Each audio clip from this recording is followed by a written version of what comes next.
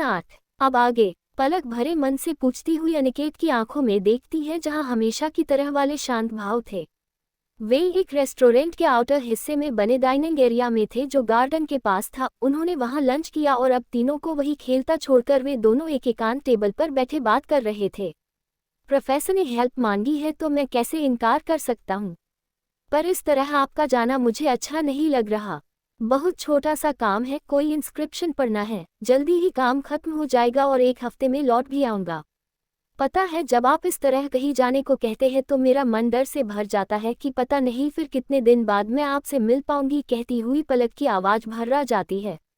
अनिकेत उसकी हथेली अपनी हथेली के बीच रखते उसमें हल्का दबाव देता हुआ कहता है, तुम तो मेरी शक्ति हो, तुम कमजोर पड़ जाओगी तो मैं खुद को कैसे संभाल पाऊंगा। ठीक है, पर आप वादा करिए कि मुझे कॉल करते रहेंगे।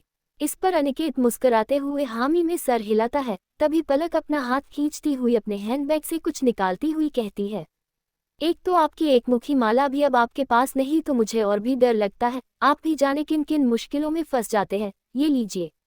अनिकेत देखता है कि अब पलक की हथेली में एक लॉकेट था जिसमें एक रुद्राक्ष लगा था। वह और गौर से देखता है तो पाता है कि वो एकमुखी था।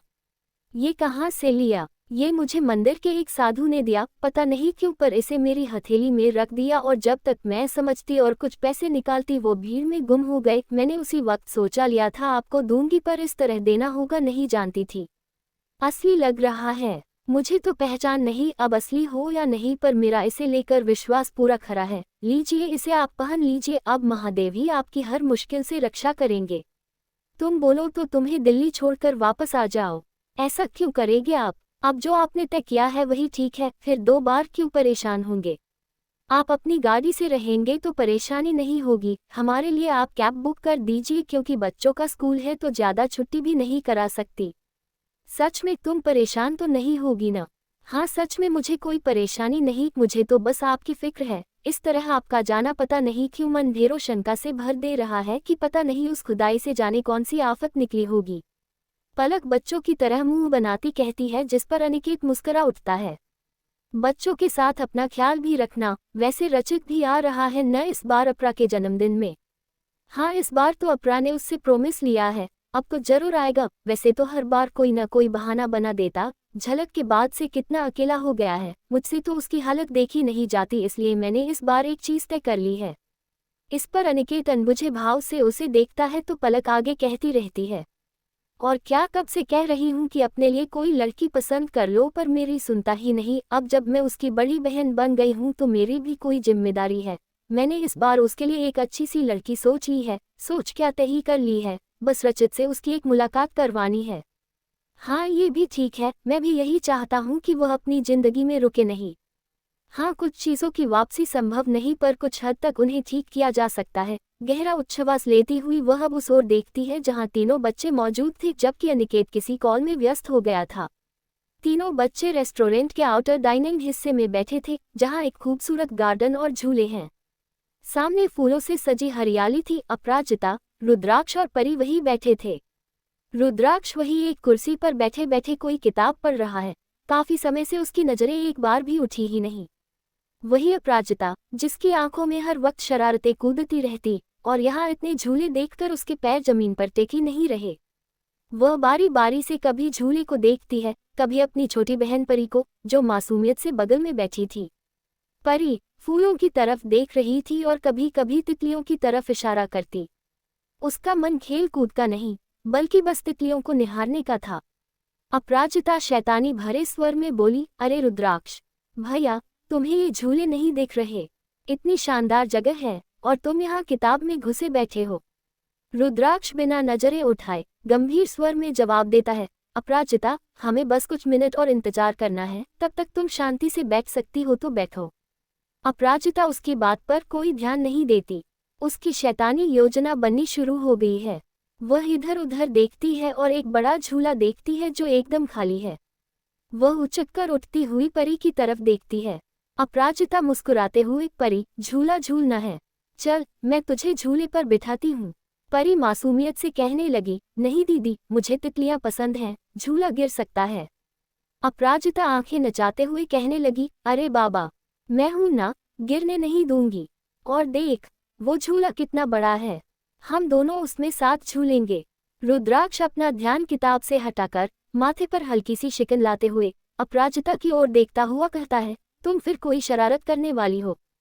प्लीज शांत रहो। अपराजिता मुस्कुराते हुए कह उठी, तुम ज्यादा टेंशन मत लो, मैं सब संभाल लूंगी।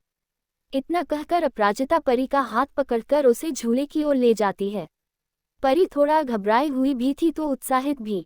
अपराजिता परी को झूले पर बिठाते हुए, तैयार हो परी, अब तू हवा में उड़ने वाली है। अपराजिता झूला जोर से धक्का देती है और परी की हंसी गूंज उठती है। झूला तेजी से आगे पीछे होता है और परी डर और मजे के बीच झूलती रहती है। परी हंसते हंसते थोड़ा चिल्लाते हुए, दीदी धीरे करो, मजा आ रहा है, लेकिन गिर न जाऊं। अपराजिता मुस्कुराते हुए बोली, अरे डरने की बात नहीं है, ये तो सिर्फ शुरुआत है। तभी अपराजिता को एक शैतानी सूझती है। वह अचानक से पीछे से झूला छोड़ देती है और बोलती है, ओह। परी, झूला खुद ब खुद चलने लगा। परी अब पूरी तरह चौंक जाती है। वह जोर से चिल्लाती है, दीदी पकड़ो पकड़ो। रुद्राक्ष सख्त आवाज में कहता है, अपराजिता अब बस करो, ये बहुत हो गया, परी डर जाएगी। अपराजिता हंसती हुई, ये डर नहीं, ये मजा है। परी, मजा आ रहा है ना? परी हंसी और हल्की चीखों के बीच झूल रही है और हंसते हंसते उसकी आंखों से पानी तक आ गया है। आखिरकार अपराजिता झूले को धीमा करती है और परी को वापस सुरक्षित उतारती है। परी हंसते हुए, दीदी ये बहुत मजेदार था, पर अगली बार इतना तेज मत करना। रुद्राक्ष उसे कसकर घूरता है जबकि अपराजिता अपनी जीत वाली मुस्कान के साथ कुर्सी पर वापस बैठ जाती है और परी उसे कसकर पकड़ लेती है। अपराजिता मुस्कुराते हुए, देखा, कोई हादसा नहीं हुआ, बस थोड़ा सा मजा लिया और परी भी मुझसे खुश है।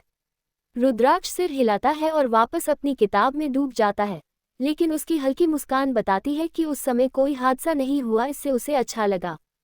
क्या सच में प्रोफेसर अनिकेत यहाँ आ रहे हैं? ध्रुव उत्सुकता से पूछता है। प्रोफेसर साहिल मोबाइल वापस अपनी जेब के सुपुर्द करते हुए कहते हैं, हाँ आज ही आ जाएंगे, और संयोग देखो वे यही काशी में भी मौजूद थे। ये तो बढ़िया बात है सर। तभी वहाँ श्रीवास्तव आता हुआ कहता है, प्रोफेसर साहब के रुकने लायक व्यवस्था कर दी है। वैसे वे यहाँ रुकेंगे कब तक, क्योंकि इंस्क्रिप्शन पढ़ने वाला काम तो एक दिन में हो जाएगा। श्रीवास्तव की चिड़ी हुई आवाज बता रही थी कि अनिकेत का आना उसे कतई नहीं सुहा रहा था। प्रोफेसर साहिल और ध्रुव एक दूसरे का चेहरा देखने लगे, मानो इस सवाल का उनके पास भी कोई समुचित जवाब न हो। उन्हें चुप देख श्रीवास्तव आगे कहता है, इससे अच्छा तो जिनके बारे में मैंने बताया था वे आ जाते तो कुछ बात भी बनती। अब आप देख ही रहे हैं तीसरा दिन है और प्रोफेसर हामिद का कुछ अता पता नहीं, आखिर अचानक वे कहाँ गायब हो गए। तुम अभी उन्हें जानते नहीं हो श्रीवास्तव, इसलिए इस तरह कह रहे हो।